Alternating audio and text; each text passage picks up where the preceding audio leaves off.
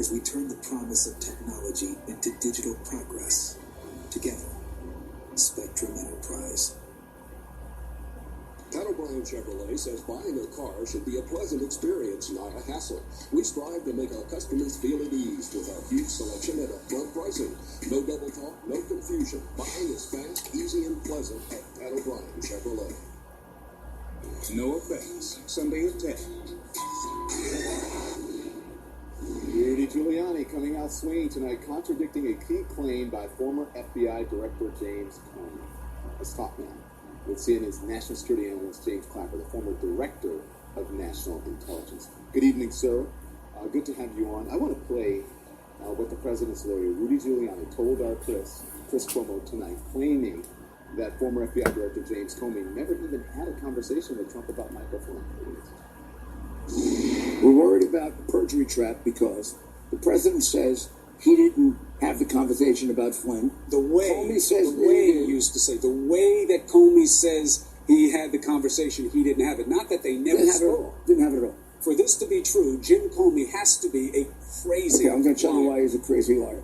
Because he put that in his statement, and in May of 2017, he testified before Congress, I think, that Trump never said anything to him, that influenced him, tried to influence him, tried to obstruct him.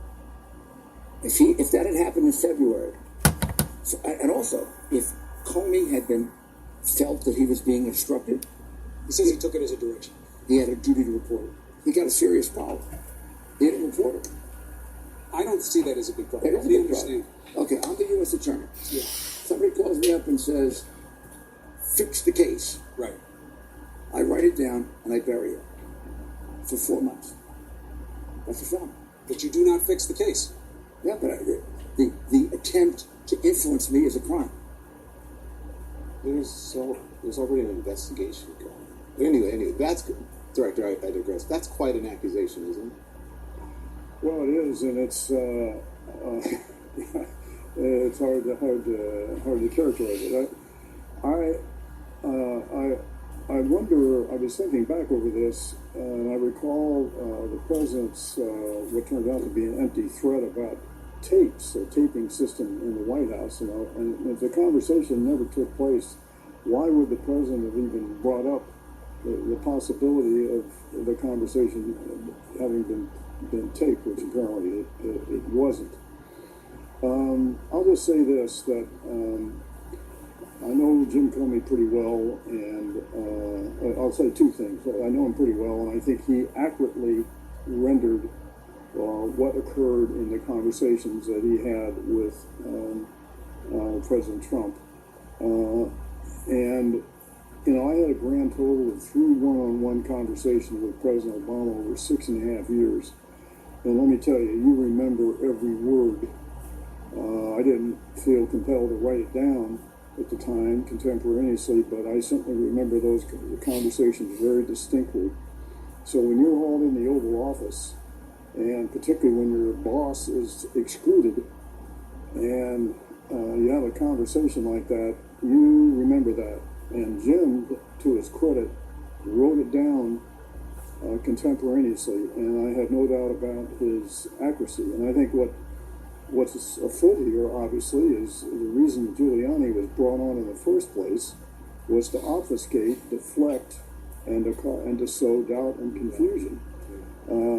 But it's so now this boils down to a he said proposition. Well, let me ask you this. I wonder if it's, I think about someone of your caliber, if it's frustrating for you to have to come on and try to decipher what Rudy Giuliani is saying, because there were many parts of Rudy Giuliani's interview with Chris that were pretty hard to follow, somewhat contradictory. And is that the whole point? Is that the strategy, muddying the waters? I mean, it's got to be frustrating for you, and I know for the American people to watch, because it doesn't make sense. And we're sitting here like, okay, we have to make sense out of this. Well, maybe there was no sense to be made. Well, I've said this before, that my preferred memory of Rudy Giuliani is when he was mayor of New York City during and after 9/11, and he provided great leadership, not only in New York City but the entire country. And the reason was because of his clarity and his coherence. And initially I thought, this incoherence was just kind of sad, but now I'm beginning to believe it's intentional. And it's, almost like a favorite Russian information operations campaign tactic. Just sow enough doubt and discord so, I just can't know the truth here. Well, I think, at least for my part, I believe I know what the truth is. But what he's doing, and unfortunately, it's having an impact, is casting doubt, muddying the waters, and deflecting from what's really true here. The president tweeted, Director, 8 times in 24 hours about Omarosa, calling her a dog, wacky, deranged, crazed, crying, lowlife, vicious, and not smart. I'll ask you a similar question that I asked Douglas Brinkley. Are we witnessing the degradation of the presidency?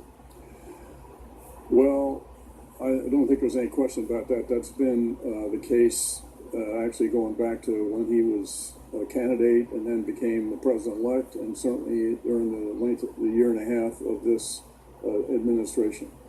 I've taken some criticism from my tribes, both military and intelligence, about not being sufficiently respectful of this president. And when he demeans and marginalizes and compromises the office of the presidency, as he is currently doing, yet another example of this, it makes it very hard for me, as someone who's served this country for 50 plus years, and I've always been very respectful of the presidents as commanders in chief, and boy, this one makes that pretty tough. I think many people have more respect for the office than he does, because if he did respect it, he wouldn't conduct himself in that manner. Exactly. Omarosa revealed that she had the secret recording from her time at the White House, even in the Situation Room. From a security perspective, what kind of a threat is it to bring a recording device into the Situation Room? Could national security interests be compromised? Well, this is a very serious thing, Don, because of what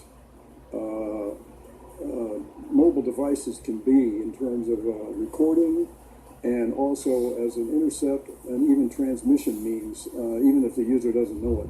So it is a serious, serious threat. And I wonder where all the people are that got all exercised about Hillary Clinton's private email server, where they are on this one, because the White House sit room is the locus for the most sensitive conversations, the most sensitive discussions, and where all the nation's secrets can be laid out. And so this, to me, is a very serious violation. And what I wonder about is just how widespread this practice might be in the White House, and whether others, as a matter of routine, bring mobile devices into the sit room. James Clapper, thank you, sir.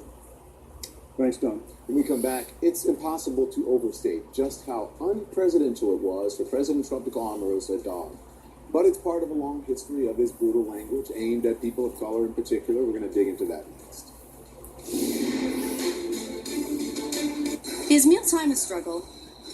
Introducing Ore-Ida Potato Pay, where Ore-Ida Golden Crinkles are your crispy currency to pay for bites of this with this. When kids won't eat dinner, potato pay them too. Ore-Ida, win at mealtime. It's the Ford Summer Sales Event, and now is the best time to buy. You ready for this, Junior? Yeah, think I can handle it. No pressure. That's just my favorite boat. Boom. Make summer go right with Ford, America's best-selling brand. And get our best deal of the summer. 0% financing for 60 months on F-150. Get 0% financing for 60 months, plus $2,800 bonus cash on a 2018 F-150 XLT equipped with 2.7-liter EcoBoost.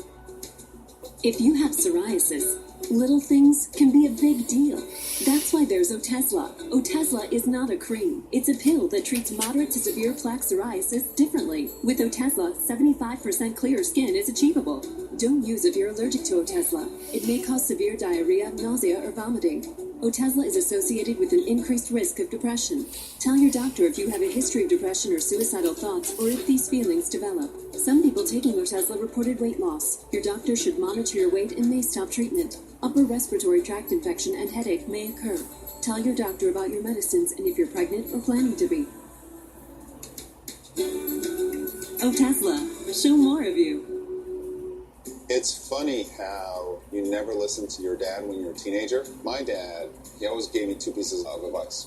One was always be humble, and the second was always do the right thing. Now that I'm the new CEO of Uber, I've taken that advice to heart, and I'm using that advice to change a company. Moving forward, we're taking into consideration what's good for our driver partners, our riders, and the cities that we operate in. And it's going to make us a much, much better service.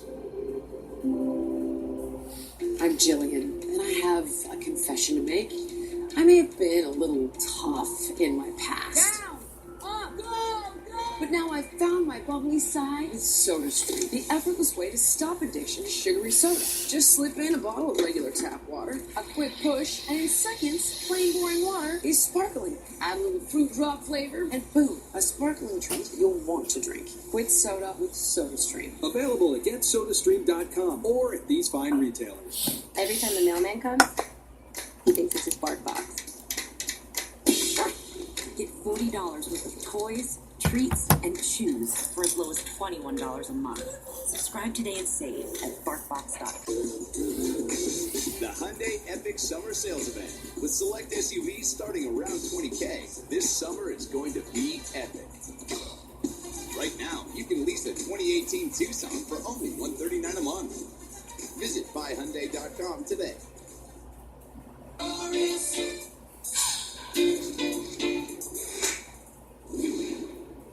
So the way the president described Omarosa today, a woman he hired to work in the White House, is shocking. Crazed, lowlife, a dog.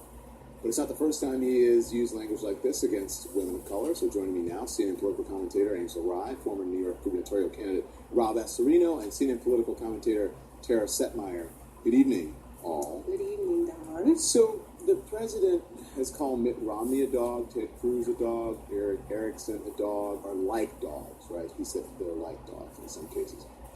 But it takes on a different context when the insult is applied to a black woman, Angela. Do you agree with that? Or?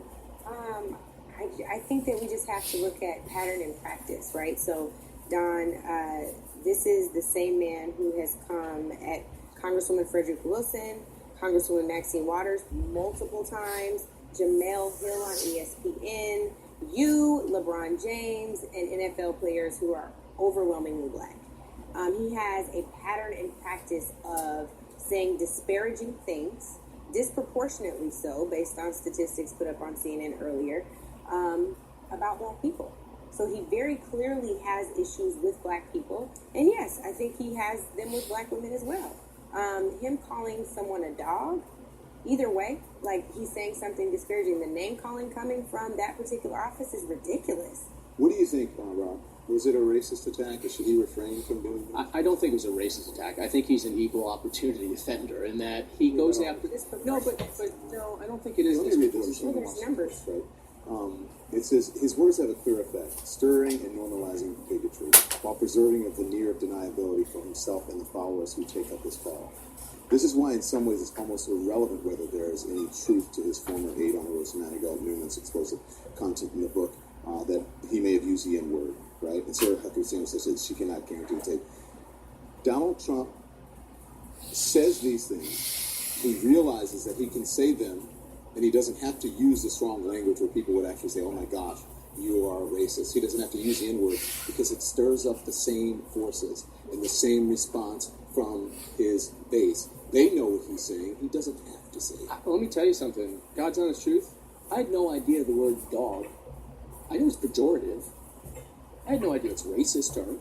And I don't think most people took it as such. You know that? You're an aware person. You're an American. No. You're aware. You should be aware. Actually, I actually looked it up in the dictionary. You should be aware. But you should be aware that. And nowhere does it say it's a slang or racial word. Okay, so can I?